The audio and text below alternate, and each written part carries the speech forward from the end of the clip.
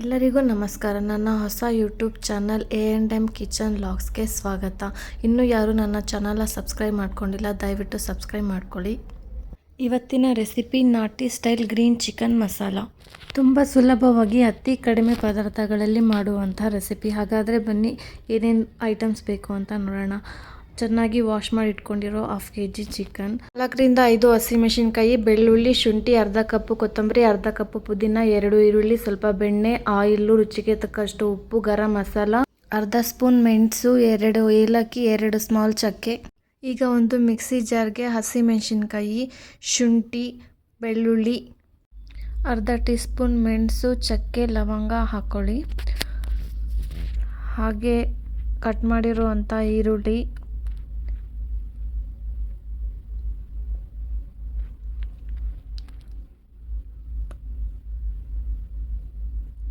Wash ಮಾಡಿ ಇಟ್ಕೊಂಡಿರುವಂಥ ಕೊತ್ತಂಬರಿ ಸೊಪ್ಪು, ಪುದೀನ ಸೊಪ್ಪು, ಹಾಗೆ ಸ್ವಲ್ಪ ವಾಟರ್ ಹಾಕ್ಕೊಂಡು ಮಿಕ್ಸಿ ಮಾಡ್ಕೊಳ್ಳಿ.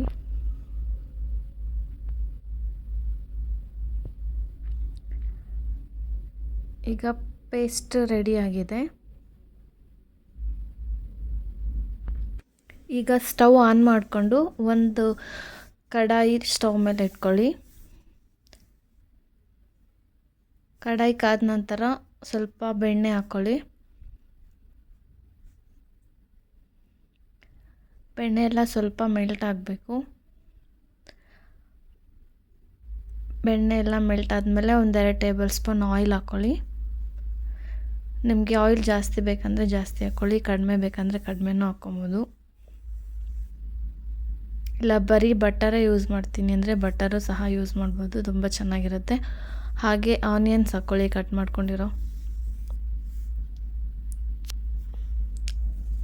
ಆನಿಯನ್ ಸ್ವಲ್ಪ ರೋಸ್ಟ್ ಆಗಬೇಕು. ಜಾಸ್ತಿ ರೋಸ್ಟ್ ಮಾಡೋ ಅವಶ್ಯಕತೆ ಇಲ್ಲ, ಸ್ವಲ್ಪ ಕೆಂಪಗಾದರೆ ಸಾಕು. ವಾಶ್ ಮಾಡಿ ಇಟ್ಕೊಂಡಿರುವಂಥ ಚಿಕನ್ ಹಾಕಬೇಕು.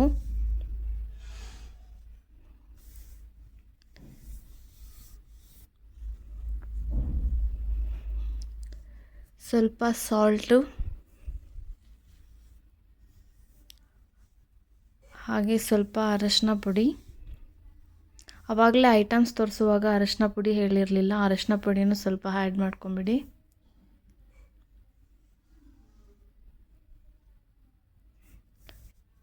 ಅರಶಿನ ಪುಡಿ, ಸಾಲ್ಟ್ ಹಾಕಿದ್ಮೇಲೆ ಚೆನ್ನಾಗಿ ಮಿಕ್ಸ್ ಮಾಡ್ಕೊಳ್ಳಿ. ಚೆನ್ನಾಗಿ ಮಿಕ್ಸ್ ಮಾಡಿಕೊಂಡು ಅದನ್ನು ಸ್ವಲ್ಪ ಚಿಕನಲ್ಲಿರುವಂಥ ನೀರೆಲ್ಲ ಬಿಡೋವರೆಗೂ ಬೇಯಿಸ್ಕೊಬೇಕು. ಇವಾಗ ಆಲ್ರೆಡಿ ಸ್ವಲ್ಪ ಚಿಕನಲ್ಲೆಲ್ಲ ನೀರು ಬಿಡ್ತಾ ಇದೆ ನೋಡಿ, ನೀರೆಲ್ಲ ಬಿಟ್ಟಿರೋದೆಲ್ಲ ಸೈಡಲ್ಲೆಲ್ಲ ಕಾಣ್ತಾ ಇದೆ. ಈಗ ಮಿಕ್ಸಿ ಜಾರಲ್ಲಿ ಪೇಸ್ಟ್ ಮಾಡಿ ಇಟ್ಕೊಂಡಿರುವಂಥ ಪೇಸ್ಟ್ನ ಚಿಕನಲ್ಲಿ ಹಾಕ್ಕೊಬೇಕು. ಹಾಗೆ ಸ್ವಲ್ಪ ಜಾರಲ್ಲಿ ನೀರು ಹಾಕ್ಬಿಟ್ಟು ಅದನ್ನು ಸಹ ಅದರಲ್ಲಿ ಚಿಕನಲ್ಲಿ ಹಾಕ್ಕೋಬೇಕು.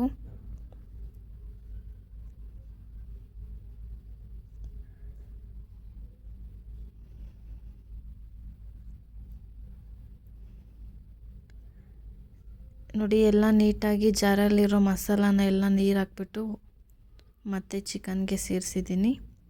ಈಗ ನೀಟಾಗಿ ಮಿಕ್ಸ್ ಮಾಡಬೇಕು.